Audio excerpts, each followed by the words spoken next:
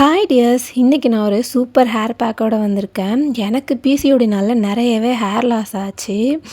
திரும்ப hair க்ரோத்தை increase பண்ண hair பேக்கில் இதுவும் ஒன்று. அதுக்கு இன்றைக்கி நான் ஃபஸ்ட்டு எடுத்திருக்க பொருள் என்னென்னு பார்த்தீங்கன்னா வெந்தயம் வந்து என்னோடய எல்லா ஹேர் பேக்லேயுமே இருக்கும். வெந்தயம் ஸ்கேல்பில் உள்ள பொடுகை நீக்கி ஹேர் ஃபால் ஆன இடத்துல ஹேர் ரீக்ரோத்துக்கு ரொம்பவே யூஸ்ஃபுல்லாக இருக்கும். ரெண்டாவதாக நான் எடுத்திருக்க பொருள் என்னன்னு பார்த்தீங்கன்னா செம்பருத்தி இலை வந்து முடியோட வளர்ச்சியை தூண்டத்தோடு மட்டும் இல்லாமல் ஹேர் ஃபாலையும் கண்ட்ரோல் பண்ணும். இது நம்ம ஸ்கேல்ப்பு ரொம்ப ட்ரையாக இருந்ததுன்னா அந்த ட்ரைனஸை கம்மி பண்ணி நம்மளோட முடி வந்து கருப்பாகவும் அடர்த்தியாகவும் வளர ரொம்பவே யூஸ்ஃபுல்லாக இருக்கும். தேர்டாக நான் எடுத்திருக்க பொருள் வந்து பாயில்ட் ரைஸு.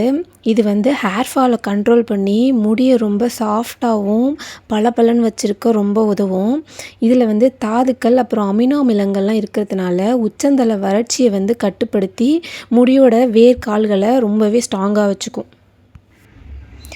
இப்போது நான் இந்த 3 பொருளையும் 1 பை 1 மிக்ஸி ஜாரில் ஆட் பண்ணி நல்லா ஃபைன் பேஸ்ட்டாக அரைச்சி எடுத்துக்கிறேன்.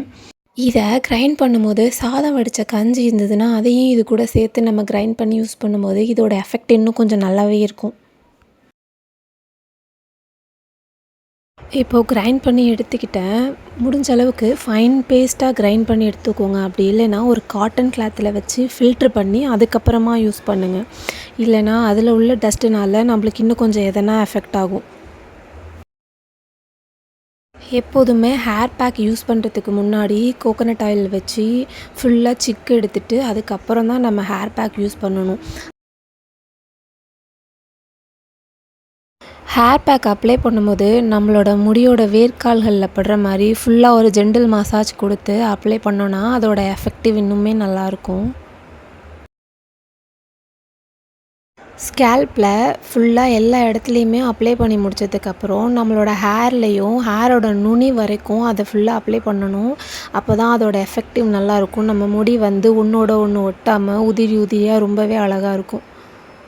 ஹேர் பேக் அப்ளை பண்ணி முடித்ததுக்கப்புறம் மினிமம் ஒரு 20 மினிட்ஸாவது நம்ம அதை அப்படியே வச்சுக்கணும். அப்படி வச்சுருந்தா தான் அதோட பெனிஃபிட் வந்து நம்மளுக்கு ஃபுல்லாக கிடைக்கும். இப்போது நான் வந்து ஹேர் வாஷ் பண்ணிவிட்டு வந்துட்டேன். எப்போதுமே ஹேர் வாஷ் பண்ணும்போது முடிஞ்ச அளவுக்கு மைல்டான ஷாம்பூ யூஸ் பண்ணுங்கள். ஷாம்பூவை டைரெக்டாக நம்ம ஸ்கேல்பில் அப்ளை பண்ணாமல் வாட்டரில் மிக்ஸ் பண்ணி அதுக்கப்புறம் அப்ளை பண்ணுங்கள். அதுவும் ஒரு 1 மினிட்லேயே வாஷ் பண்ணி முடிச்சிருங்க. இப்போ என்னோடய ஹேர் ஃபுல்லாகவே ட்ரை பண்ணிட்டேன். ட்ரை பண்ணதுக்கப்புறம் இப்படி தான் ரொம்ப சாஃப்ட் அண்ட் சில்கியாக இருக்குது. கண்டிப்பாக நீங்களும் ட்ரை பண்ணுங்கள். வீக்லி 2 டைம்ஸ் ட்ரை பண்ணுங்கள். இதோட பெனிஃபிட் ரொம்பவே நல்லாயிருக்கும். நான் ட்ரை பண்ணி பார்த்துட்டு அதுக்கப்புறம் தான் உங்களுக்கு நான் இதை ரெஃபர் பண்ணுறேன். இந்த வீடியோ கண்டிப்பாக உங்களுக்கு யூஸ்ஃபுல்லாக இருக்கும்னு நம்புகிறேன். என்னோடய வீடியோ பிடிச்சிருந்ததுன்னா சப்ஸ்கிரைப் பண்ணி லைக் பண்ணி சப்போர்ட் பண்ணுங்கள். தேங்க்ஸ் ஃபார் வாட்சிங்.